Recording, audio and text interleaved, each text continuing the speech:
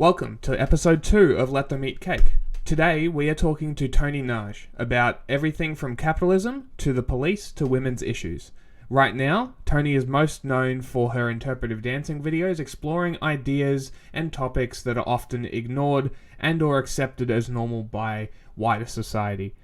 Beyond this, she is also a performer and a comedian.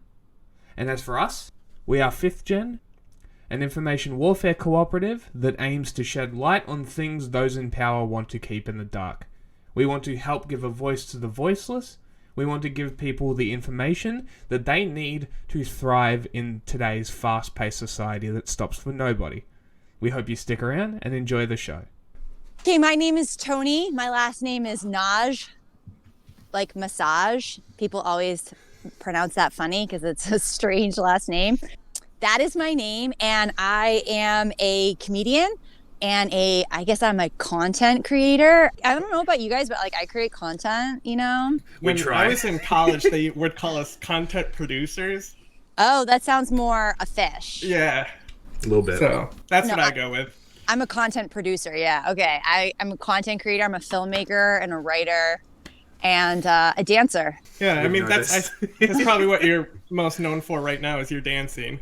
Yeah, probably. Yeah, Yeah. which is a funny thing to be known for, interpretive dancing. I actually got recognized by a total stranger, by a police officer, actually, which really blew my mind because I was at a women's rights rally, and this police officer, who was a conservative police officer, was like, "Oh, do you have a TikTok?" And I was like, "What?" Because I was down south in South Carolina. I was like, I do have a TikTok. And he's like, yeah, I watch your TikTok. He's like, I'm conservative. I don't agree with anything you say, but I think it's real funny. Well, how do you feel about the recent news with TikTok telling us what we all already knew? That we're a spy machine for the Yeah. Chinese government? Yeah. Oh, but we knew that. Confirmed, was it? Oh, yeah. It was like this thing that just came out. But that's the thing. It's like, oh, really? No shit. Like, No, we are our own surveillance. Like, that's been quite clear for some time now. We're like, oh, phone, you would like my Face ID so you could better track me? But I don't want to type in a code. Sure, scan my face. Like, yeah, no, we are putting ourselves into the grid of which to be tracked and monitored. Abso-fucking-lutely, we it's are. like you look at a lot of these like new age products. Like I was just watching something where it was this independent like creator, and they were creating this device that you put and that a woman puts inside her, so she can like tell how fertile she is. No. And so it's like a smart fertility checker. No. But the thing is that because of how technology works now, everything has to be developed in Xinjiang? Is that how you say it?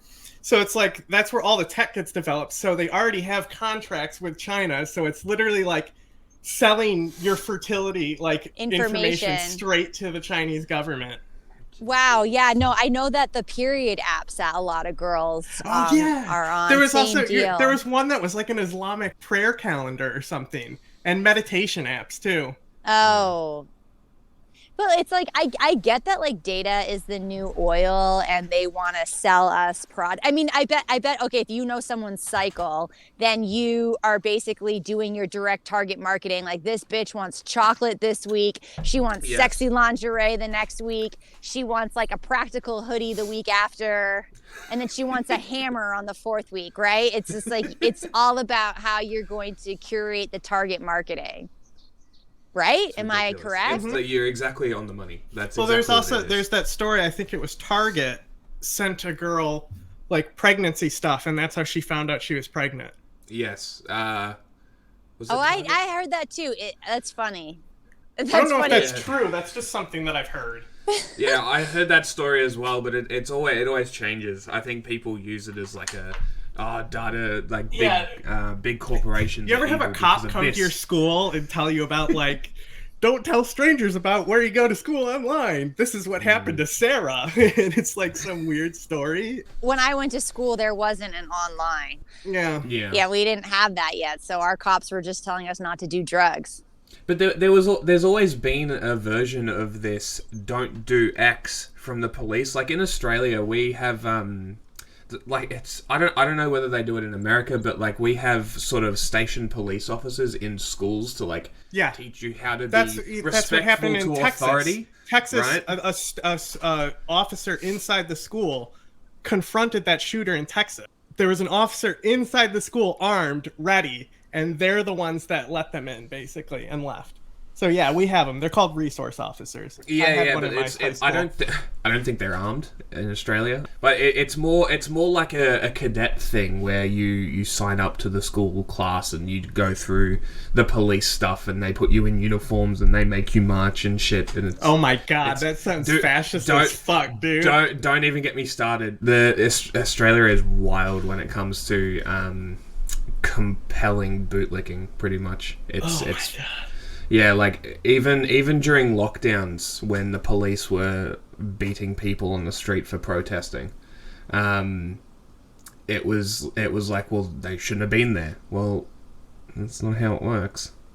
You know what I mean? So are you saying that there's like a seduction that happens at the school where you are brought into the culture of the heroism of policing, and it's like a recruitment strategy? Yeah. And in Australia... Yeah, they do that more with military here. Yeah. But in Australia, because they always know that once you leave the military, you're going to become a cop anyway. Like, that's how it works. It's the natural cycle of things.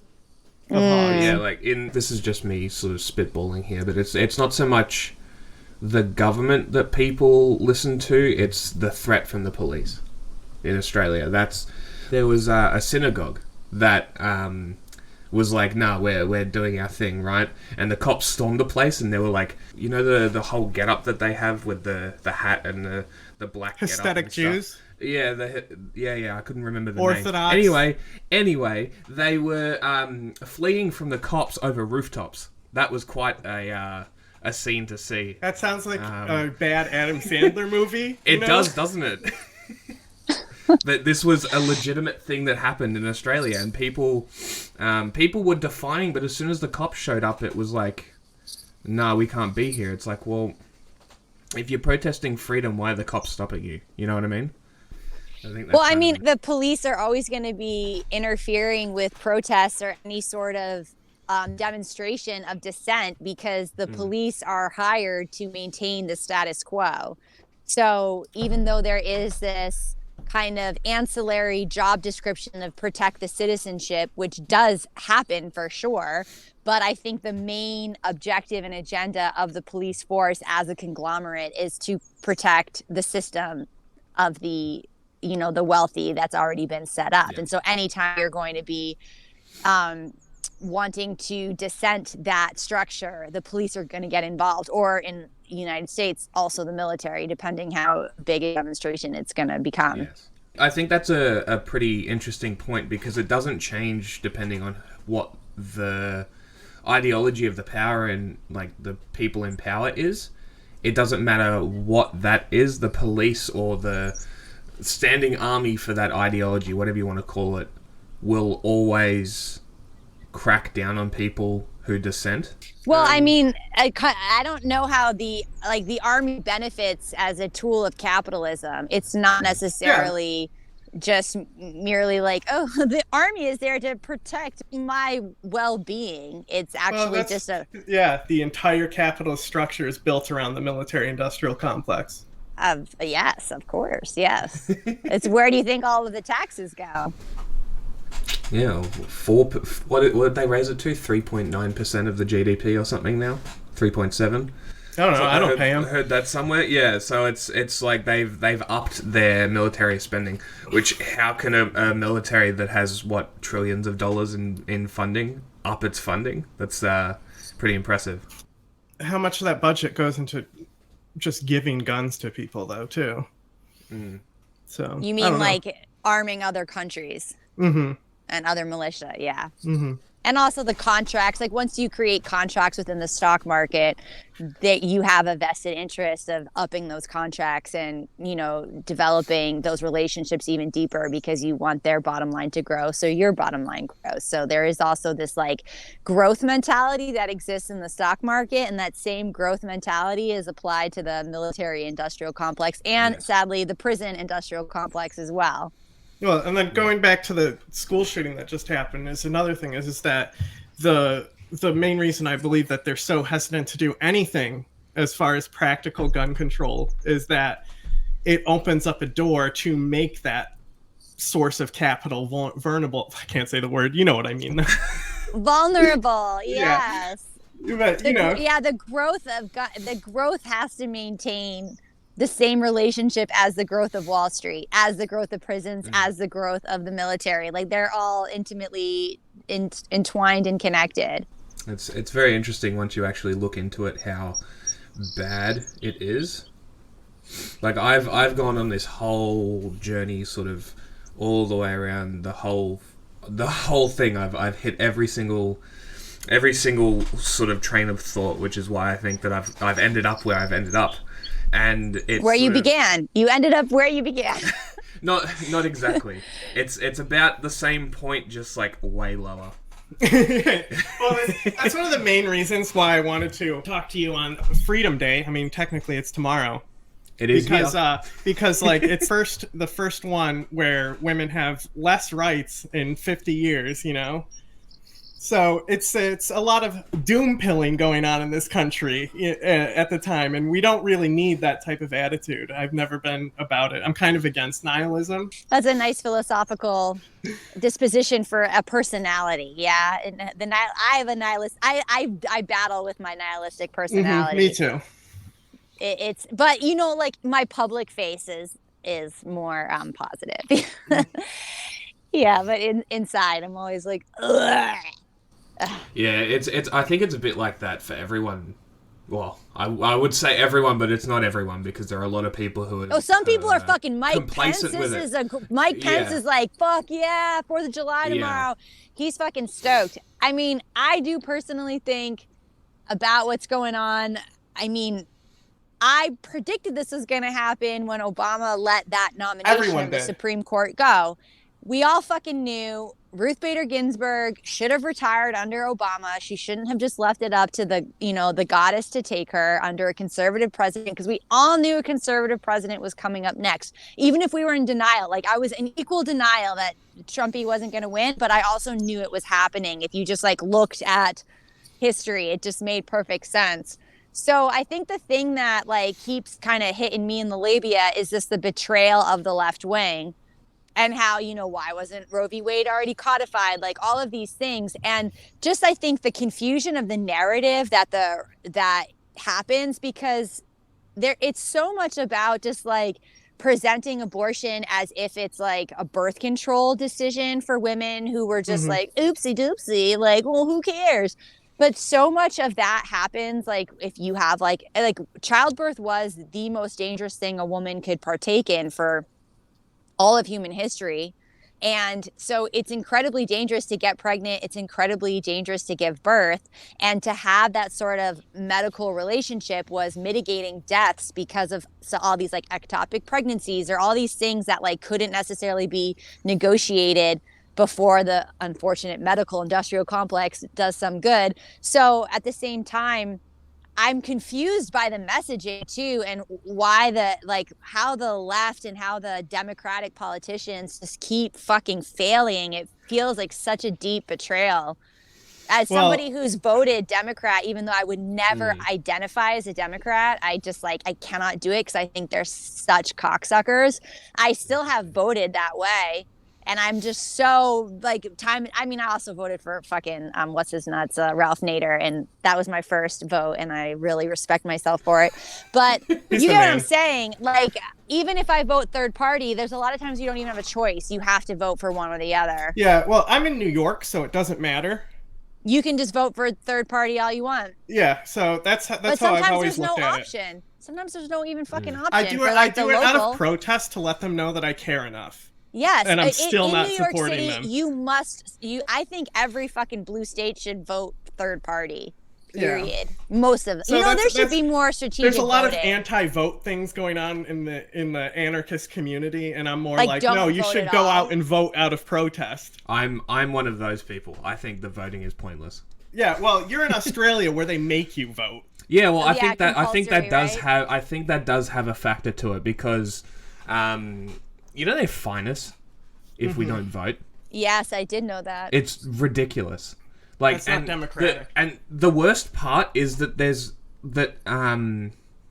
just to go off on an aside here, because this is something I'm very passionate about, is there's people in Australia don't understand that with compulsory voting, not voting is a louder vote than voting. Right? If droves of people just didn't show up, if droves of people just didn't show up, it would be a louder vote to the state than any vote possibly could. With the Democrats, right? The reason they do nothing is because they made more money under Trump than they ever have. Oh, so of course. That's why the first thing Nancy Pelosi did was put out a fundraiser after abortion was banned and then read some fucking dumbass poem, right? So that's why I think they didn't codify it in a law. They were never on your side, and they're also not left-wing. There are no wings. We know they're the same fucking bird. But I think the thing that feels so disheartening, as a citizen, right, is that we are so aware of the corruption and we keep feeding the same beast because we're like, oh, well, maybe this next person that sits in this corrupt seat is going to somehow do different. But it's like everyone at the table is inherently corrupt just by being at the table, which is the fucking problem. And then I think the fear is, how do we shift this system without some sort of major cataclysmic, potentially violent event? And I think that is what's so difficult about the American population, is that we are comfortable enough in our psychic and emotional and genuine prisons to not really dissent in that way that's going to threaten what we have in our comfortability. And that is what they know. And that is why it's important to keep us at just the level of not pissed enough, We're pissed, but not enough. It's the 2 steps forward, 1 step back. Well, if you noticed, if you've watched any of the Republican media coverage about Roe v. Wade being overturned, they're in denial that it happened because it's such an unpopular issue that they have to distance themselves from it. Oh, interesting. So we're gonna come up into this election and it's going to be one of those major points where, they're going to have to kind of make a stand and they're going to weasel out of it every single time and nothing's ever going to change and it's just going to go down the way it's always been. Well, unfortunately, this is on journalists now. Journalists need to push them. That's the only option left. That's just it. How? The journalists aren't doing their job already. Have you seen the fucking January 6th? Fucking Sean Hannity was texting them at the White House. He had a direct line to the president. Why do Fox News anchors have direct lines to the president of the United States? Yeah. Yeah, I mean, I think the problem when you look at mainstream media is obviously that there's this complete interconnectedness with corporations, right? And the advertising dollars that they need to be adhering to. And even when we as quote unquote content producers, I mean, I'm sure you've gotten censored. I've got censored multiple times. I've gotten shadow banned.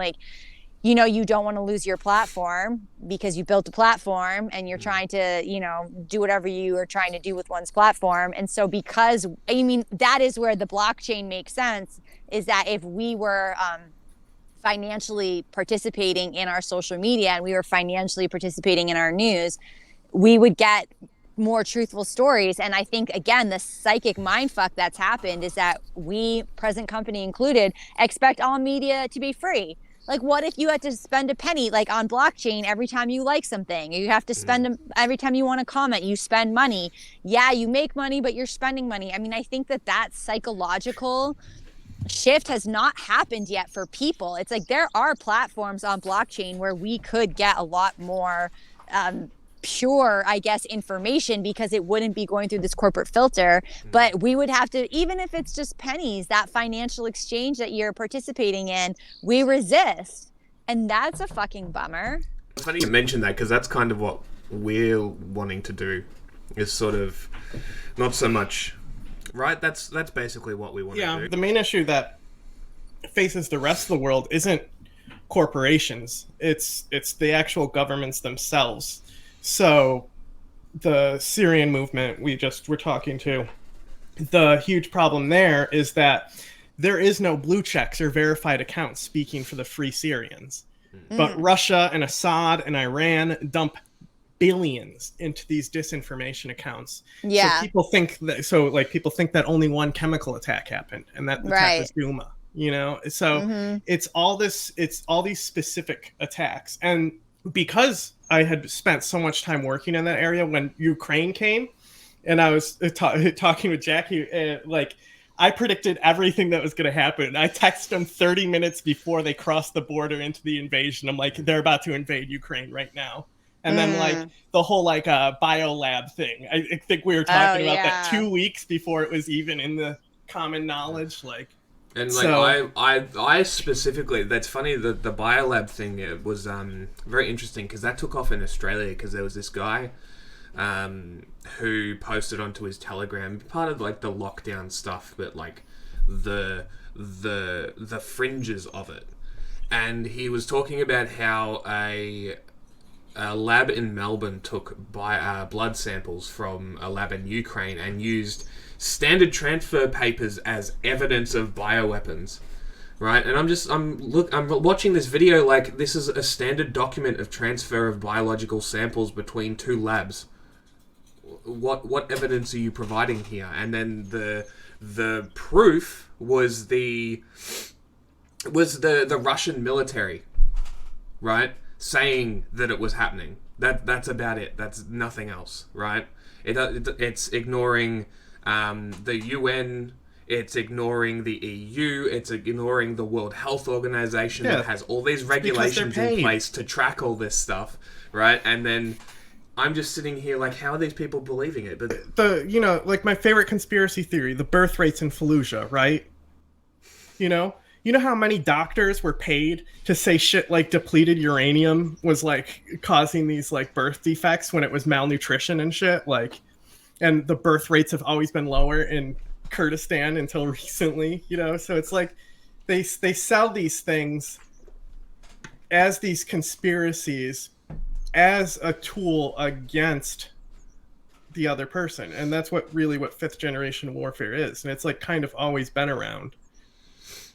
Yeah, I mean, I think that the propaganda machine works in the mainstream platform. It works in the conspiracy platform. It works in the social media platform, because the truth of the matter is that propaganda is most of the information that everyone is being exposed to, because there is mostly and always and specifically an agenda of how to control the minds and the perception of the people in order to best direct them towards what it is that you want them to be doing. So I think that that's something that a lot of people are noticing to a certain extent, but then they are still trying to find their loophole of truth, rather than being fuck man, it's actually all an illusion. Yeah. And even our perception is an illusion, and our limited human brain and the limited consciousness that we have. So to think that we're ever going to get the full story on anything is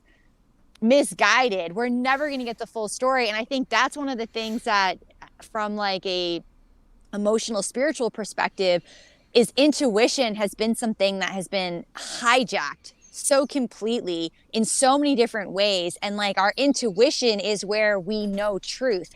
The way that our intuition has directly been poisoned by the powers that be, whether it's intentional or just a side effect of a sloppy society.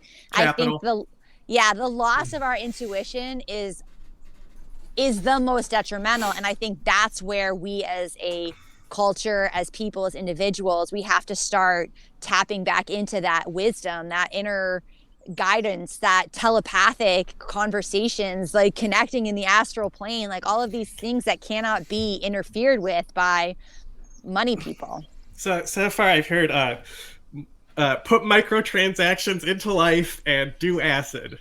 Fuck yeah, you get it. Yeah. Did we just solve humanity? I think we solved capitalism. Yeah. I feel that's so funny. at peace now. So, speaking of actual putting microtransactions into life, one of the big things about me is that I'm big on if you're making money off my data, I should be getting a cut. Yeah, that's a good think way about of all these being. dead grandmas that they're still using their data for. Yeah. Yeah. It's honestly very disgusting, but people don't care, and this is the thing. And again, this is another big thing. Care if they knew they could get money from it. Apathy is prevalent, so prevalent. Apathy is the thing that I think governments and capitalism manipulates the most. Yeah. It's and on top of that, it's the attitudes of as long as I've got food on my plate and a roof over my head. Right? Yeah.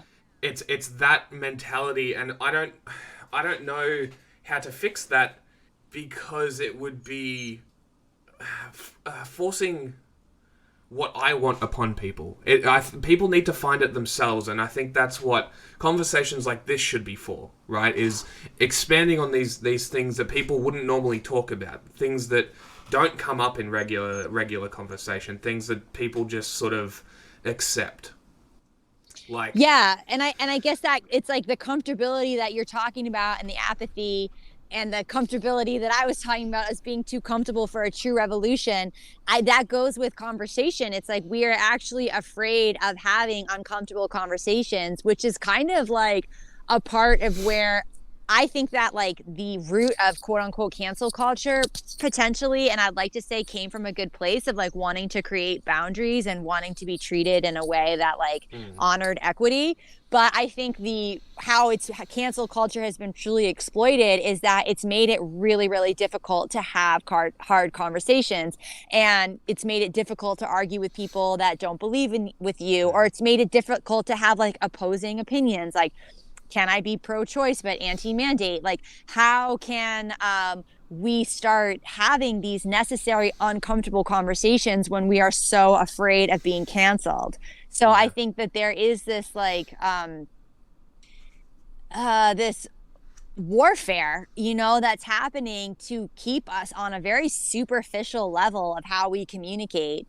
And it's funny because like people will say to me, if I say something that's like slightly controversial from a lefty perspective or from a progressive perspective, it's like I get really attacked, in my DMs or something, and people will be like, you can't say that, like those people being people that think opposite of you, like those people are shitheads, like we didn't collaborate with the Jack gets this a lot because he's more of the right libertarian mindset, So you get, anytime you want to cross boundaries or cross conversations, you get a lot of pushback, right? Yeah. And it's like I finally had to say to somebody, I'm like, yo, I built this platform. Like nobody gave this to me. You can do whatever you want. Yeah. If you see how I talk to people, I do not give a shit if they come at me. Like I engage once out of good faith, and after they blow one good faith attempt, like I'm like, you're not the same. You're not a people pleaser. But the thing is, obviously. what's interesting for me is because I have a very interesting perspective on this, because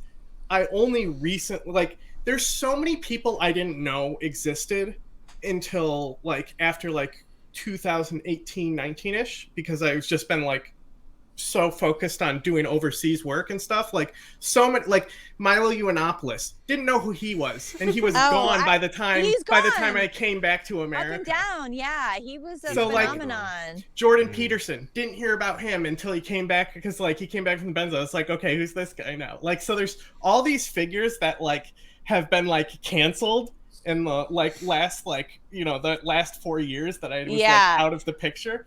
But at the same time, if I engage with people that are controversial, and they're controversial in America or the West, but mostly America, people will freak the fuck out. But daily, I'm talking with people who are members of terrorist organizations openly on Twitter, and nobody says a goddamn thing about it. So it's like, if you want to talk about like who I'm engaging with and the like controversial takes I have, it's way more on that side of thing, because I've actually been inside these movements and independence movements and these radical movements and all these things like that. So I come to America and I look at a lot of things here and I'm like, I don't know. I don't understand why. This is dumb sort of stuff. Where it's funny, I come from the other way, where I was actually sort of, when all this stuff was happening, the 2015-16 sort of time, that's where I was. I was like on that sort of. I literally came back when George Floyd died, basically. You know, yeah. I came back right when COVID started. So yeah, rough. Like I was sort of, you know, the whole Gamergate thing, which. Yeah. Not even get into it. Like that was. I heard about it in like the background, and I've heard the name, like Anita Sarkeesian. Never seen a video. Don't know what she looks like. That was when I first sort of got on the internet, and I sort of I was listening to all these people. I'm like, you're an idiot. You're an idiot. You're both wrong, and sort of went to libertarianism, and now libertarianism has been infested by conservatives. So I'm like, well. I don't want to be here anymore. Well, it's obvious why. Well, you look at what happened to the Conservative Party. I mean, I was talking about this with you the other day. First, you have the Tea Party come in with Ted Cruz, and then the MAGA fascist cult is now there. Like I don't know, Mitt Romney. Like, I would have never voted for the guy. You know, but if he ran today as a Republican, I might consider it compared to like what, like he's like seems like the only rational person on that party at this point to me. I don't know. Yeah, it's interesting. The Republicans are sort of either bought into the Trump thing or they've gone with like the Lincoln Project sort of side. It's like there's tribalism within the tribes. It's hilarious. Well, I think that's the case in the left too. But the division is the division of right and left. We don't have a right and left in America, for starters. It's just not a thing. So, but the division and making it like you look at all the graphs and how we're so polarized we are, you know, which is polarization. I think is like the 7th step towards genocide. You know, it's not good to have a polarized country. It's very, very bad. And so it's one of the things that a two-party state causes. But then you look at the alternative, like Israel right now can't form a government because they have like 1,000 parties. Good. So they have to make coalitions and all make deals with each other inside the parties to have a majority among that coalition. And it's just not happening. Well, I mean, a totalitarian regime is probably the most like effective when it comes to getting a job done. But I don't think I would debate that, because if we look at COVID right now in China, everyone else was smart about it. Conservatives complained, but they're just too dumb to understand we were trying to just expose everyone to the virus. Like, that was the plan from the beginning. We were just trying to control how fast we did it. China's zero COVID policy is stupid, because it works for the short period, but COVID stuck around, and now they're still trying to do it, and it's like they're way behind on immunities now. That's working under the assumption that like they have a goal that you are seeing, and that's obvious. Like, we actually don't know the goal of the Chinese government and what they're doing to their people right now, or why they're doing it. And I think that is the thing, is like when you have one leader that's making these decisions and you're in a fucking totalitarian situation, things are effective and you are following the desire of that leader. But I think this is where a kind of like patriarchal view comes in terms of time, and that effectiveness is a fast making decision versus an intelligent decision or a thoughtful decision, or one that is integrating the needs of multiple different viewpoints and people. And I think that's why a more like anarchist kind of way of self-organizing seems to make a lot more sense. It's not going to move as fast. Quote unquote progress is not going to look the same. Absolutely. Anyone who's gone on vacation with like 7 people trying to fucking figure out how to go to brunch is irritating as fuck, right? Like, you're like, I'm going to kill these people. Like, I don't even want to eat with you anymore. I'm just going to do my own thing. But slowing down to that capacity, I think, is actually where society needs to be going, and not this like constant fucking driving rain towards progress that is we're just rushing towards our death, right? I 100% agree, and I've been saying this for a while. I mean, let's use civil rights as an example in the US, right? How long did that take? 30 years? 40 years? I think we're still experiencing the journey. Right? Yeah. Still there. So the major significant steps, gay rights, anti-miscegenation stuff, equality among the races, that sort of stuff, it all sort of came slowly but surely, right? Where right now everyone, and I think it comes down to this, the social media generation is like, everything is instant gratification. They're like, okay, we want these rights, we want them right now. Right? Mm-hmm. There's no compromise. We want them right now. You need to do it right now, or we're going to burn the city down. Like that's. I always say that there's a younger generation where life hasn't punched him in the face. Mm. Like it's like the, and I think it comes down to internet. I almost want to say radicalization, but it's not. It's mimetic just sort warfare. Yeah. It's the instant gratification society of today. Everything is like, I want this. I can just go into my phone and get it the next day. The brain actually is mimetic. That's why memes work so well. Like, the definition of meme is not a new word. That is a very old word to describe a process in the human brain. I actually studied memes in college. Yes, I remember, yeah. So like, the thing is like, people, like, you don't have to learn how to build a car. Somebody already did it for you, right? That's a meme. That's what allows us to survive, is the progression of things like that.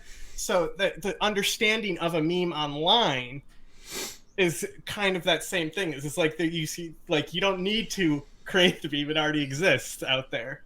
Oh, but did you ever read Zen and the Art of Motorcycle Maintenance? No. Okay, I don't know what that is. Okay, you may think it's like a book that was written. It's like pseudo philosophical or whatever. But what I took away from it, and I was smoking a lot of pot at the time, but I do think I'm correct. It's like this guy, and he has this motorcycle. He's traveling around, It's all about philosophy. But it's like he has this very intimate. It's all about machinery, really, and our relationship to tech and our relationship to machine. And he really understood how his motorcycle worked. Like, he was very intimately involved in the machinery. So if he broke down or if something happened, he was the one that was fixing the tech on his bike in order to keep going. And I felt like it was kind of a metaphor or an allegory of warning about all this tech that's being developed that we have no understanding of how it works. And if you don't know how something works, are you responsible enough to actually use it? Like, I have no fucking clue how my phone works. Therefore, do I have the responsibility to truly use it? And like, if you're a filmmaker, I think if you're a director, if you don't know how to write, if you don't know how to act, if you don't know how to edit, if you haven't gone through all the wide spectrum of what it takes to make a film, I think you're really limited as a director. I think I'm really limited in the sense of, like, I am so ignorant about so much tech that I use. I don't even know how a fucking toaster works. Like, I plug it in, it heats up, but like, I couldn't build a fucking toaster. Like, maybe I have no right using one. So I do think that there is like this huge gap of knowledge when it comes to the tech that we use and our ability to understand it and even understand the inner workings of it. And I think that, like, we're more and more comfortable with that as the tech develops. And I think that that is a big motherfucking problem. And maybe we should pass exams before we are allowed to use all of this fucking tech, and we would see the responsibility shift quite quickly, right? Well, I think I just made a lot of sense. Yeah, you definitely did.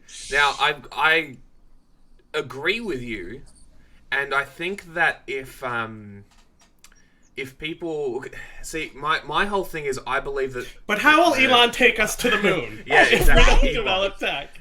It's right. Like, I'd have to study particle physics to go to the moon. Like, fuck that shit. Like, no. I think that the companies purposefully don't tell you how stuff works to limit your understanding of what you're actually doing with them. Well, that's we have the right to repair now. You know, like, you can't repair an iPhone. It's impossible. Did that actually pass? No. iPhone in general, you cannot repair an iPhone. You cannot in America? do it. Really? No, everywhere. You cannot repair an iPhone. It will tell that the camera is not the camera that was installed on the original phone, and it will lock your camera out, which means you can't use the facial recognition software. You cannot alter an iPhone in any way. You can't swap a part out. Like, there's videos where they'll take the iPhone and they'll take, the ribbon connector. They'll take ribbon connectors and just connect ribbon connectors to another phone and another piece and, like, test all these things. and show where it breaks down and like Interesting. There's the monopoly. you know, and you look at the cost of this fucking iPhone and it's ridiculous, and then they're always making a new one every year. You know how many fucking African children die for those phones, dude? Stop! I'm using one, but yes, I do know. I That's did a why video about the main reason I don't The use an fucking iPhone is cobalt, because of it's- how they support genocide. At Well, Apple. not only that, I mean, I did a whole thing about the cobalt and what's going on with the fucking lithium batteries. I mean, the whole shift that we're going to be doing towards electric cars and how that's going to affect Western Africa and the mining of cobalt and the genocide that's going on there is fucked up. Watch China swarm into Africa. Oh, because they're already trying, there. They're trying to Already control. there. Yeah, Everyone is in Africa. That's yeah, why. like So the main place that I want to focus on, like right now, is Africa, because the struggle for power is all being done through mercenary contracts. And all the resources, obviously, that all these big corporations are going to be battling over, and these countries are going to be battling over, because we need the cobalt, we need the lithium batteries now, and like what other resources? I think about is, you remember when Iraq happened, when we went into Iraq, how they talked about the yellow cake uranium. Yes, yellow. Do you know where cake yellow cake uranium is? I mean, only because Google told me, but maybe you can tell me more. I mean, so yellow cake uranium comes from Africa, right? That's where France has always been an imperialist force. They're there right Yes, now they're fighting. colonies. Yeah. And then France also they're like the leader in nuclear power. You know, so it's like you can just look at things very simply and see how they correlate together in that fashion. Oh, yeah, absolutely. I mean, the colonies are obviously always going to be pawns of the agenda of their colonizer. That's why I like Ghana. Ghana is totally a state I support right now. And, you know, it's still got a lot of problems because it's a government. But the whole motto that the guy has is, we want to build a Ghana beyond aid. Fuck yeah. I think Burkina Faso is a pretty interesting place as well. That place is falling apart right now. Well, it's interesting because and this is it, right? They had their military coup, and the military's in charge, and they're like, in however many days we'll give it up and allow this, and it's like, well, what if they actually do? What if they actually follow through on their promises here, and Burkina Faso becomes a state separate from France, right? In French West Africa. Like it seems like that would be a very interesting place to watch for their future. Like, I think that would be a very interesting place to pay attention to, because I wrote up a story on Burkina Faso, and Burkina Faso has always been a very interesting country. Was it the 70s, John? The Sankara? Oh, that's a good question. When was that? Was that 70s? 70s, yeah. So Yeah. Like the only good communist. Yeah. It's a very interesting country, and I think it should be one of those ones that people should watch for in the future. I don't know. There is no ISIS in Burkina Faso, so there's that. That's a good start. Yeah, that is a really good start, actually. Yeah. So where we actually are seeing ISIS right now is where these coltan and cobalt mines are, is where ISIS seems to be very focused in Africa, along with the where the nuclear stuff is, like Nigeria. So January to June 2022, Nigeria had 305 ISIS attacks, and then the next African country is the Democratic Republic of Congo at 93. Democratic Republic. Jump. Yeah, Democratic Republic. A lot of people, especially in Central Africa, are very devout Christians. So their ideology fits in very well to get recruits out there and build power out there. But the thing is that I don't think they actually want to reform the caliphate in Africa. I think they want to exploit Africa for resources and form the caliphate in Central Asia.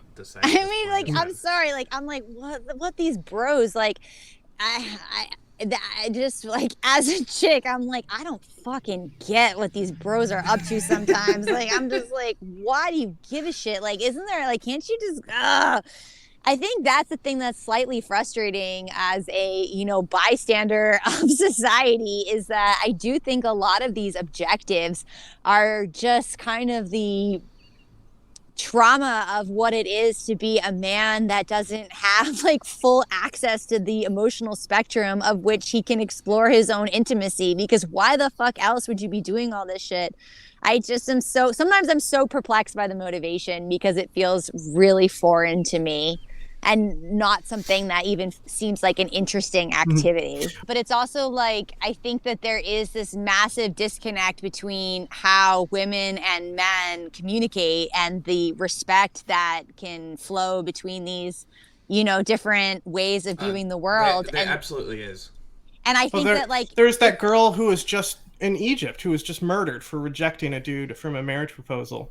Yeah, I mean, and then there's that girl in China who she died from that thug beating her up who tried to hit on her at a restaurant, and she rejected him, and he beat her to death. Yeah. And that's on video too. So, and that's the thing is that we look at these Islamist societies, but China rates lower for, you know, women's health and security than Saudi Arabia. When we look at what's going on with the Supreme Court and Roe v. Wade and like what you were just talking about with ISIS and everything we're discussing, it's like there is this like global misogyny that is the water we swim in. It's so fucking ubiquitous that it's like, to me, it's almost like that ultimate healing, this like mother wound, I don't know what the fuck, you know, is this like this connection to misogyny and patriarchy, I feel like is so crucial to examine. And it's kind of frustrating if you talk about the patriarchy in any way and it can get shot down as like, oh, you fucking feminist. Ugh. It's like, no, dude, this is a global phenomenon that is affecting everyone to the very fabrics of our beings. Like, we need to heal this from a spiritual, emotional level. And I just don't know how any of these systems or is going to change without reimagining how we relate to the relationship to femininity and women and emotions and intuition. Like, that just seems to me to be so crucial for a future. I think maybe a good start would be rebranding.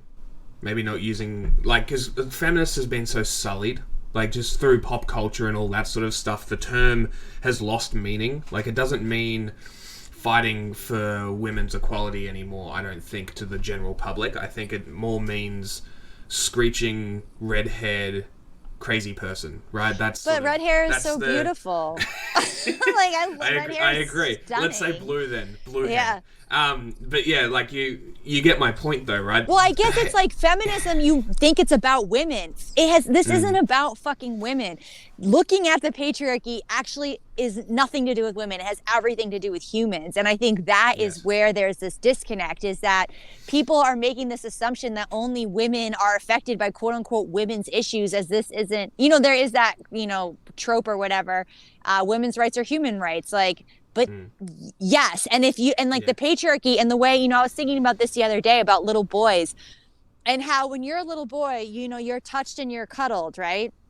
And at a certain point, your dad is going to not fucking touch you anymore in a certain way, right? Yes. And at a certain point, your mother's going to stop too. And it's going to be inappropriate for you to sleep with your mother or uncomfortable or whatever because you're getting boners and you don't want to wake up with a boner next to your mom. So it's like you're out of the bed. You are out of that physical intimacy where women, you know, you can snuggle with your mother forever. You can be 60 and 80 and snuggling up with your mom. You're not necessarily with your dad, but like a way that you can maintain an intimacy with your parent when you're raised in a quote unquote female body is different, you know? And it's like, I do think that like we need to look at this like lack of intimacy that, and I know that in men in certain cultures, they hold hands, it's not considered gay, or they, you know, huggy, but then those are the cultures that hate women the most. Those are the cultures that are also the most anti-gay. And hate fucking women. This is something that I always send Jack pictures of like the Taliban smooching on each other and like doing like all this weird stuff. And holding hands. Dude, it is the most you can go to Pride and it has nothing on these guys. I am not joking. It is like Top Gun level homoerotic.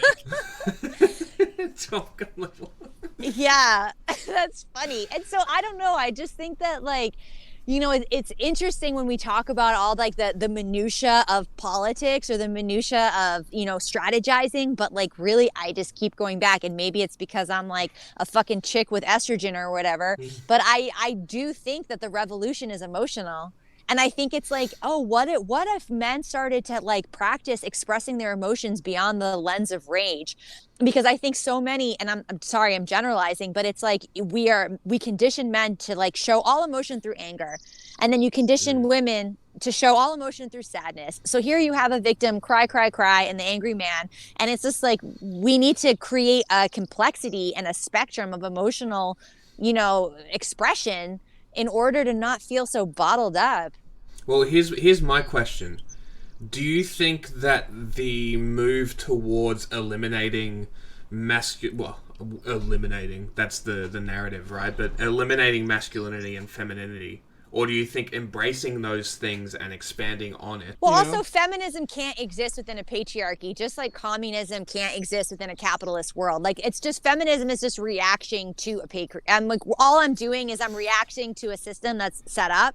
It's not authentic. Imagine, because you were just talking about men and rage, right? Imagine being yourself as you are now and going back to the Prohibition era where they're banning alcohol to solve domestic violence.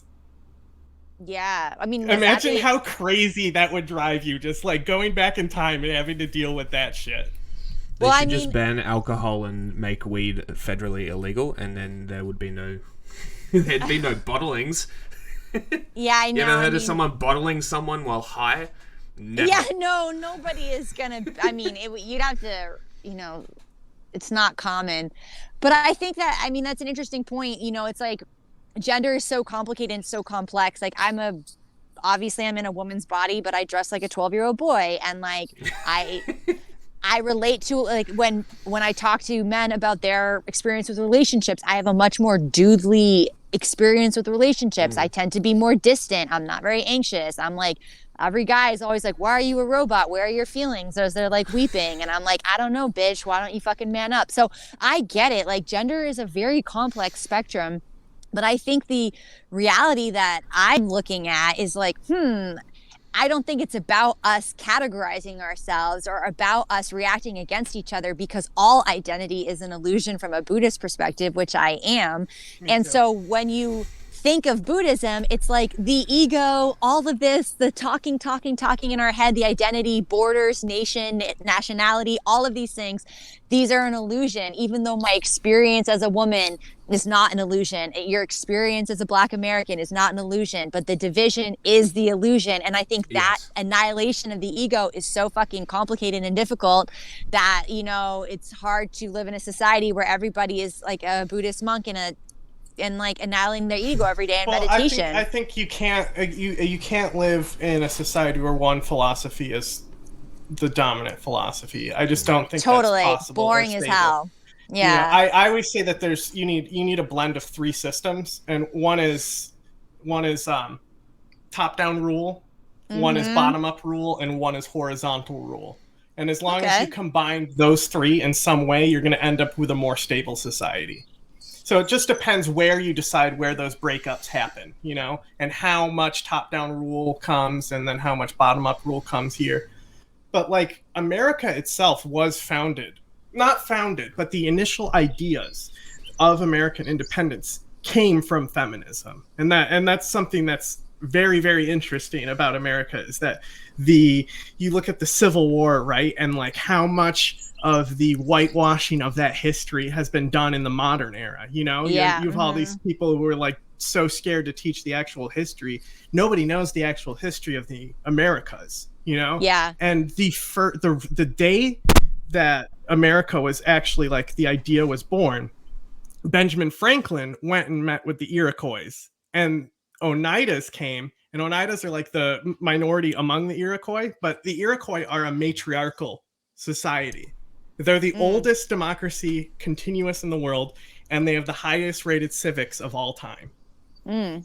And our entire system was based off of their system, but to unite all of the states, we had to appease the slave owners, so it killed all of that. All of that shit. So Ben Franklin went in there because they were trying to fight the French. So they needed the Iroquois alliance to fight the French in Canada. So Ben Franklin was there to kind of, negotiate and stuff. He talked to these two Oneida tribesmen in an Albany meeting and left with the idea, join or die. Fuck the crown. Because they were like, why are you listening to this dude anyway? So it took one conversation for that destiny to come into place.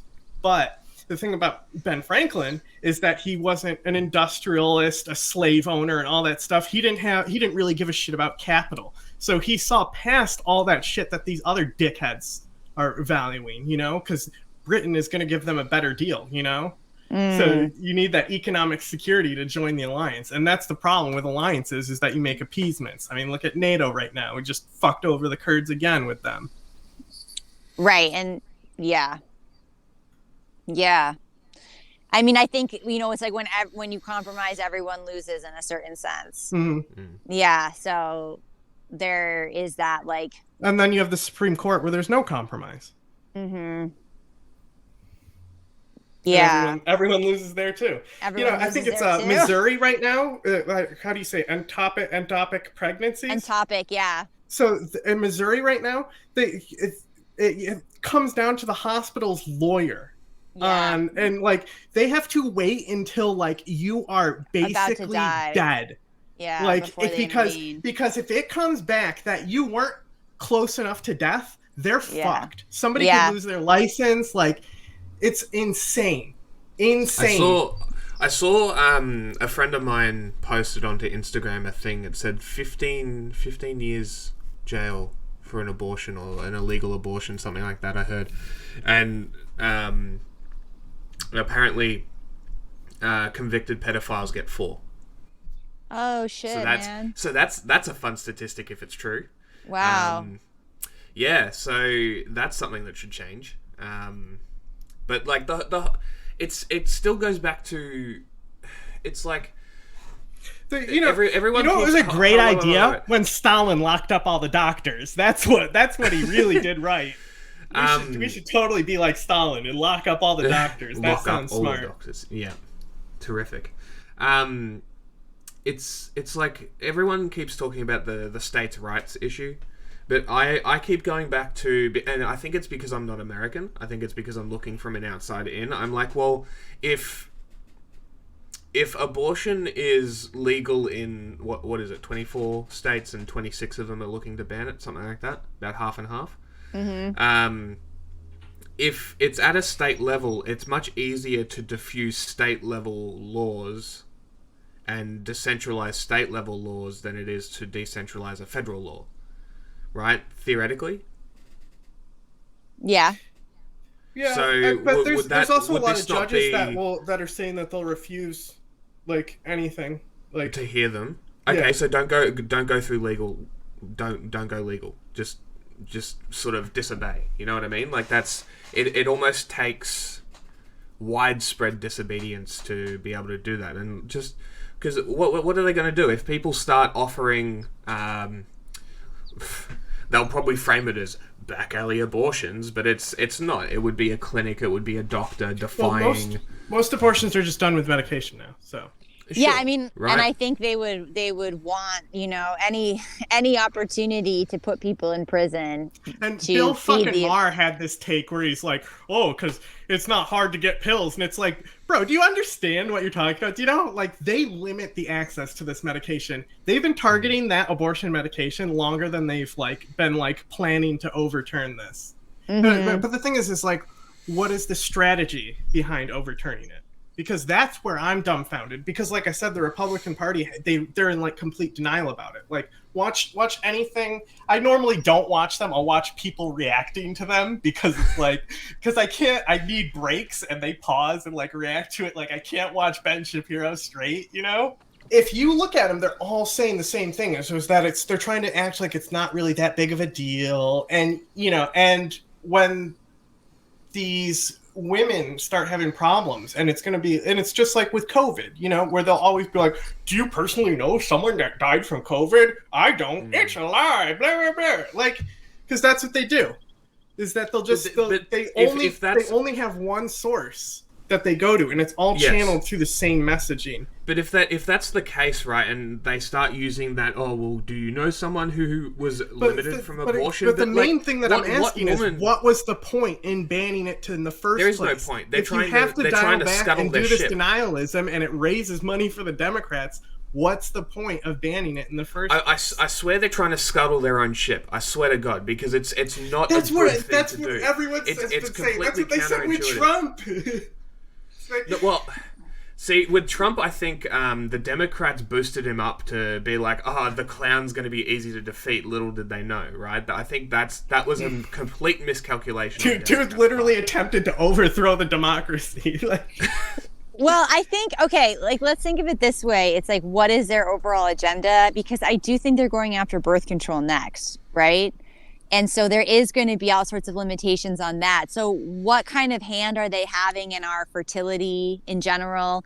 And how much control are they having in, like, the way and who is mating and who's not mating? Like, this is going... I said to Jack, I was like, eugenics. You think that that there's probably someone, and we're talking like the far right, like the white far right, where they think that because of class privilege among whites, they're getting all the abortions, and it's contributing to white genocide, and that's why they support abortion. Theory. Oh, there's a lot of talk of the white genocide, for sure. You know, like that's, but these judges aren't the ones who believe in that nonsense. But it really feels like it's moving towards eugenics. It really does. Like, that's, if they're going after birth control. Well, they also flipped the border abortion. control, you know? And yes. That's the thing that's scary about that, is because it exists 100 miles inland. So it affects and then also most around of our the country. Airports, around all the airports too. Yes.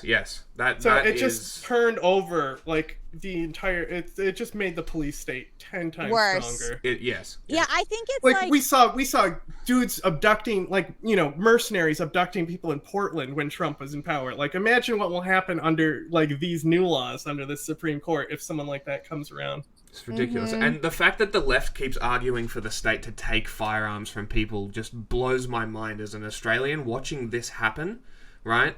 Watching what happened here, which was absolutely nothing. It changed nothing, right? It just gave the state more power. For the left to be like, stop taking our rights, please take our guns, makes no sense to me at all, right? Because to me, the whole point of that is people have the same weapons that the government has. And we'll never have the same weapons as the government. No, they have nanobot drones that are flying around at 40 and this miles is the an thing. hour. Yeah, and this is the thing, face. right? And this is my theory about it. I think that if the military doesn't want a civilian to have a weapon, they should ban the military from having it. If the police can have certain people, the whole thing about that whole right? thing with the drones and like their technology and all that stuff, it doesn't matter. It doesn't matter. The monopoly on violence does not exist in America. The simple fact is that the amount of guns we actually have at this point, it makes it impossible. Like, if a war against the government started out and it wasn't a war against ideologies, the military could not defeat an insurgency in this country. It just would be impossible. You cannot defeat an insurgency. You could just bomb. It's just never happened. Big bombs. It doesn't work. We've dropped big bombs, and insurgencies still continue. The only way to stop insurgencies is by appeasing them. You know, IAI, like in Iraq, that was the one thing that we just started paying them. The main people we were fighting in Iraq, who weren't even Al-qeada, they just didn't want us to install a puppet government. They had every right to fight us, right? Yeah. So they didn't even like Al-qeada, because Al-qeada is a foreign ideology as well. So they're against that and us, and then they were against Iran's influence in the South. So they just wanted all these people out of their country. Perfectly reasonable. Not even Islamists, the most, you know, and so we just eventually were like, oh, you actually don't like Al-qeada? Well, here's stacks of hundreds. And they gave out millions of dollars, all because a new general came in and he just didn't ask the president. He was like, I'm not going to ask them for shit. I'm just going to give them this money. And he just took the authority into his own hands. You never know what's going to happen. You never know that- what's going to happen. yeah. That's for damn sure. But I want to try to end our conversation on a positive note because, like, Yes. I might go flush my head down the toilet before I have to have dinner with people. So Okay. I'd like to, like, what do we think? Like, what's your main plan? Let's just, like, come up with, like, a really quick plan of what we okay. think we can do, like, right now. Protest. first? I was talking about how it's going to be interesting to see the liberals protest, and then all I've seen is them holding signs with the N-word on it, and it's like, God damn it! Like, what is wrong with you people? Lecturing more people about effective scraping. protests. Yeah. Better, more effective protests, and I agree. We have to really fucking sit with this apathy, and we have to get ready to be uncomfortable. Yeah. We Yeah, got to work on our apathy, and we got to get. I think understanding information warfare. Yes. And so the thing is that there's a separation between generations as well. Mm-hmm. So like it's so frustrating to talk to my mom. She is completely detached from the working class, you know? Yeah. She was like just saying today that like Amazon's a great company to work at. Oh God. Okay. Did you hear? Actually, hold on. Wait. Did you hear that Amazon's going to run out of workers because of their turnover rate by 2024? Oh wow. Did you hear about this? Yeah, that they turn over so many workers that they will run out of people to employ by 2024. And I'm Oh my praying God. That's why for they're this going to have day. robots. That's why they're developing Yep. robots. It doesn't matter. Complete robot. Yep. That's an idea. Lambda. Replace the government with robots.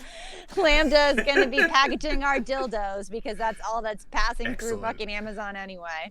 So, For me, I I think I'm on the same page. I think media literacy is very important. Yes. And I think that more people need to understand what we were talking about before with the propaganda. I think more people need to understand that everything is propaganda, but not all propaganda is bad. honestly, when you engage in a lot of global politics, a lot of this shit gets peeled back. And I think that's one of the reasons why American media is so focused on internalized American stuff, you know? Because when you start learning about how other countries function, like I can have straight up like political conversations if I'm a citizen in a lot of places. So there's that joke where how Americans see the world, and it's just the U.S. surrounded by ocean. Mm-hmm. That's another part. So of the get problem into global too. politics. So Yes. our assignment to people listening, should they choose to accept it, protest, get into global politics, stop being apathetic, and get uncomfortable. Look And at so South America has done a lot of media stuff with literacy. abortion protests. Media They literacy, just got yeah. a lot of women's rights passed in a lot of South American countries. You know, and they are way more authoritarian than America. So we look at the progress that they made there. Like Yes. the feminist movements south of the border are insane because femicide is a serious problem south of the border. Yeah. And like, if you are a feminist, you need to look at the women's protest in Mexico, where Hell they yeah. wrote on the walls around the palace, all the names of the women who have been killed and ignored by that state, you know? I love that. That's cool. Okay, I have one more question for you, Toni. Okay. So, as a comedian, how do you think that comedy helps to spread your message? I think that comedy is a starting point in order to seduce people to get interested in a topic. And I think then people have to kind of take it to the next level in terms of their own understanding and research and coming up with their own ideas of how to better understand it. But I do think as comedy as a palate cleanser to get people to just start being like, I never thought of that, or I didn't know much about that. Let me learn more. It cannot be the only way that you consume information, and it cannot be like Memes aren't facts. yes, but it is a great I think it's a it's what is weed called again? When you're like, oh, weed, it's a gateway drug. Comedy is a motherfucking gateway drug to knowledge. Boom. Perfect. And we'll end it there. Thank you so much for having me. No worries. Thank you for coming on. This was I really, really good. appreciate it, and it was great No meeting worries. both of you. Yes, excellent. Very Thank you for coming honored. on. Have a great night. Fantastic.